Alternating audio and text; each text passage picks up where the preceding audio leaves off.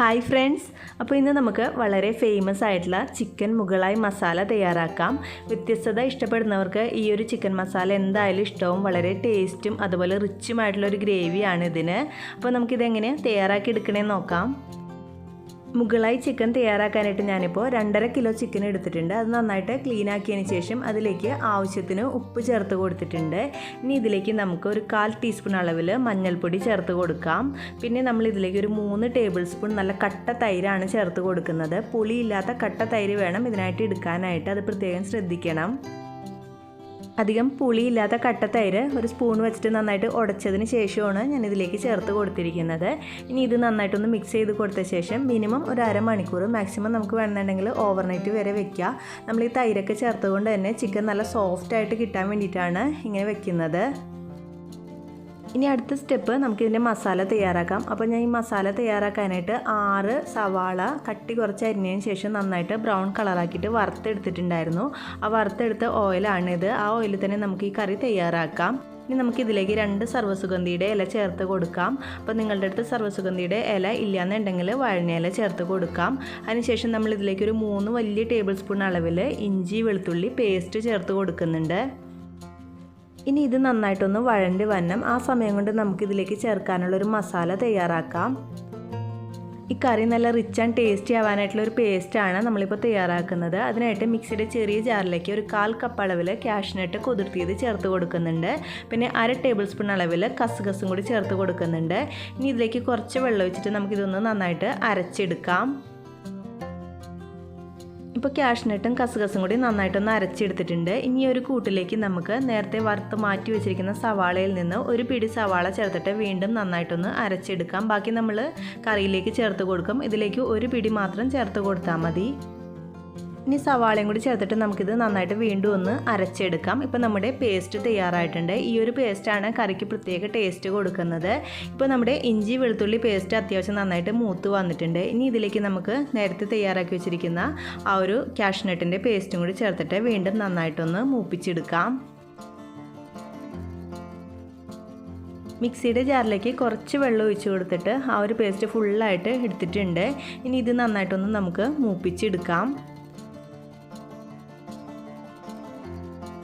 ഏകദേശം ഒരു 4-5 മിനിറ്റ് വഴണ്ടി വരുമ്പോഴേക്കും ഈ ഒരു കൂട്ട് നന്നായിട്ട് മൂത്തിട്ടുണ്ടാവും. ഇനി ഇതിലേക്ക് നമുക്ക് ആവശ്യമുള്ള മസാലകൾ ചേർത്ത് കൊടുക്കാം. ഇതിലേക്ക് 1/2 ടേബിൾ സ്പൂൺ മഞ്ഞൾപ്പൊടി, പിന്നെ 3 ടേബിൾ സ്പൂൺ അളവിൽ കാശ്മീരി ചില്ലി പൗഡർ ചേർത്ത് കൊടുക്കുന്നുണ്ട്. അപ്പോൾ കാശ്മീരി ചില്ലി പൗഡർ ഇല്ലയെന്നുണ്ടെങ്കിൽ അതിന് പകരം പകുതി അളവിൽ സാധാരണ ചില്ലി പൗഡർ ചേർത്ത് കൊടുത്താൽ മതി. പിന്നെ 2 ടേബിൾ സ്പൂൺ മല്ലിപ്പൊടി, 1/2 ടേബിൾ സ്പൂൺ ഗരം മസാലപ്പൊടിയും കൂടി ചേർത്തിട്ട് നന്നായിട്ട് ഇതൊന്ന് മൂപ്പിച്ചെടുക്കാം. ഇതിലേക്ക് ചേർത്തിരിക്കുന്ന പൊടികളുടെ പച്ചമണമൊക്കെ മാറുന്നത് വരെ നന്നായിട്ടൊന്ന് മൂപ്പിച്ച് കൊടുക്കുക. അതിനുശേഷം നമുക്കിതിലേക്ക് ചിക്കൻ ചേർത്ത് കൊടുക്കാം.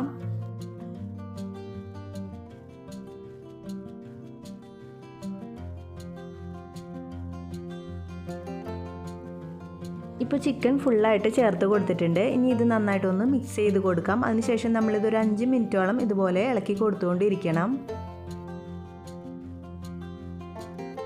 നന്നായിട്ടൊന്ന് മിക്സ് ചെയ്ത് കൊടുത്തതിന് ശേഷം നമ്മളിതിലേക്ക് പച്ചമുളക് ചേർത്ത് കൊടുക്കുന്നുണ്ട്. ഏകദേശം ഒരു 6 പച്ചമുളക് ഇതുപോലെ നീളത്തിൽ അരിഞ്ഞത് ഈ ഒരു സ്റ്റേജിലാണ് ചേർത്ത് കൊടുക്കുന്നത്. അപ്പോൾ പച്ചമുളകിൻ്റെ ഒരു പച്ച ടേസ്റ്റൊക്കെ വരുമ്പോൾ ഒരു പ്രത്യേക ടേസ്റ്റ് കിട്ടാൻ വേണ്ടിയിട്ടാണ് ഇങ്ങനെ ചേർത്ത് കൊടുക്കുന്നത്. അപ്പോൾ നിങ്ങളുടെ അടുത്ത് ഈ ഒരു ടൈമിൽ കസൂരി മെത്തി ഉണ്ടെന്നുണ്ടെങ്കിൽ കുറച്ച് ചേർത്ത് കൊടുത്താൽ കുറച്ചും കൂടി നല്ലൊരു ഫ്ലേവർ കിട്ടും.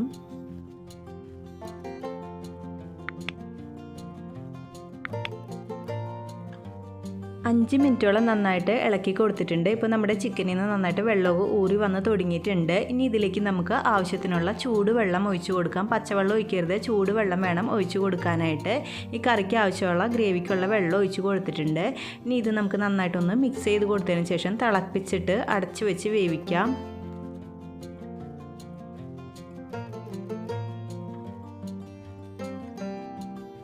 ഇപ്പോൾ നന്നായിട്ട് തിള വന്ന് തുടങ്ങിയിട്ടുണ്ട്. ഇനി ഇത് നമുക്ക് അടച്ച് വെച്ചിട്ട് ഏകദേശം ഒരു 10 മിനിറ്റ് വേവിച്ചെടുക്കാം.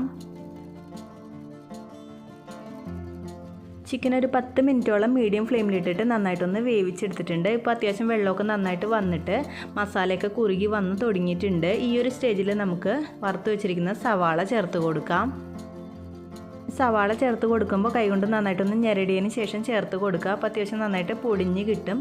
അപ്പോൾ നമ്മളിതിലേക്ക് വേറെ പച്ച സവാളയായിട്ടൊന്നും ചേർത്ത് കൊടുക്കുന്നില്ല. ഇങ്ങനെ വറുത്തതിന് ശേഷമാണ് ചേർത്ത് കൊടുക്കുന്നത്. അതുതന്നെയാണ് ഈ ഒരു കറിക്ക് ഒരു പ്രത്യേക ടേസ്റ്റ് കൊടുക്കുന്നതും. സവാള ചേർത്തിട്ട് നന്നായിട്ടൊന്ന് മിക്സ് ചെയ്ത് കൊടുക്കണം. അതിനുശേഷം 2 മിനിറ്റും കൂടി ഒരു ലോ ഫ്ലെയിമിലിട്ടിട്ടൊന്ന് തിളപ്പിച്ചെടുത്തതിന് ശേഷം നമ്മളിതിലേക്ക് 1 ടീസ്പൂൺ അളവിൽ കുരുമുളക് പൊടിച്ചത് ചേർത്ത് കൊടുക്കുന്നുണ്ട്. പിന്നെ നമ്മളൊരു 1/4 കപ്പ് അളവിൽ ക്രീമും കൂടി ചേർത്ത് കൊടുക്കുന്നുണ്ട്. അപ്പോൾ നിങ്ങൾക്ക് ക്രീമിൻ്റെ ടേസ്റ്റ് ഇഷ്ടമല്ലാന്നുണ്ടെങ്കിൽ അതിന് പകരം നല്ല കട്ടി തേങ്ങാപ്പാൽ ഒഴിച്ച് കൊടുക്കാം. അതായാലും നല്ല ടേസ്റ്റ് ആയിരിക്കും. പക്ഷേ മുഗളായി വിഭവങ്ങൾക്കൊക്കെ ക്രീമാണ് അവർ യൂസ് ചെയ്യുന്നത്. അമുലിൻ്റെ ഫ്രഷ് ക്രീമാണ് ഞാനിപ്പോൾ ഇതിലേക്ക് ചേർത്ത് കൊടുത്തിരിക്കുന്നത്. അപ്പോൾ ഇതിപ്പോൾ എല്ലാ സൂപ്പർ മാർക്കറ്റിലും അവൈലബിൾ ആണ്. അപ്പോൾ നിങ്ങൾ ഉണ്ടെന്നുണ്ടെങ്കിൽ കുറച്ച് ചേർത്ത് കൊടുക്കുക, ഒരു പ്രത്യേക ടേസ്റ്റ് കിട്ടും. ഇനി ഇത് വീണ്ടും നന്നായിട്ട് ഒരു 5 മിനിറ്റ് ലോ ഫ്ലെയിമിലിട്ടിട്ട് എണ്ണ തിരിച്ചെടുക്കാം. അവസാനം നമുക്കിതിലേക്ക് കുറച്ച് മല്ലിയിലയും കൂടി ചേർത്ത് കൊടുക്കാം. അപ്പോൾ നിങ്ങളുടെ അടുത്ത് കസൂരി മെത്തി ഉണ്ടെന്നുണ്ടെങ്കിൽ അത് ചേർത്ത് കൊടുക്കാം കേട്ടോ, നല്ലൊരു ടേസ്റ്റ് കിട്ടും. അപ്പോൾ എൻ്റെ അടുത്ത് ഇല്ലാത്തതുകൊണ്ട് ഞാനിപ്പോൾ ചേർത്ത് കൊടുക്കുന്നില്ല.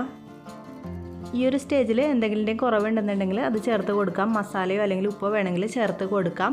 അപ്പോൾ ഇത് കറി വെക്കുമ്പോൾ പ്രത്യേകം നിങ്ങൾ ശ്രദ്ധിക്കുക, അധികം പുളിയില്ലാത്ത കട്ട തൈര് വേണം എടുക്കാനായിട്ട്. അത് ശ്രദ്ധിച്ചാൽ കറി നല്ല അടിപൊളിയായിട്ട് കിട്ടും. നമ്മളിതിലേക്ക് തൈര് ചേർത്തുകൊണ്ട് ചിക്കൻ നല്ല സോഫ്റ്റ് ആയിരിക്കും. നല്ല ചൂട് പൊറോട്ടയും ചപ്പാത്തിയും വെള്ളയപ്പമൊക്കെയാണ് ഇതിന് കോമ്പിനേഷനായിട്ട് വരുന്നത്. അപ്പോൾ എല്ലാവരും തയ്യാറാക്കി നോക്കണം. വീഡിയോ നിങ്ങൾക്ക് ഇഷ്ടമായാൽ ലൈക്ക് ചെയ്യാനും കമൻറ്റ് ചെയ്യാനും, പിന്നെ നിങ്ങൾ ഈ ചാനൽ ഇതുവരെ സബ്സ്ക്രൈബ് ചെയ്തിട്ടില്ലെങ്കിൽ ഒന്ന് സബ്സ്ക്രൈബ് ചെയ്തിട്ട് സപ്പോർട്ട് ചെയ്യാനായിട്ട് മറക്കല്ലേ. താങ്ക്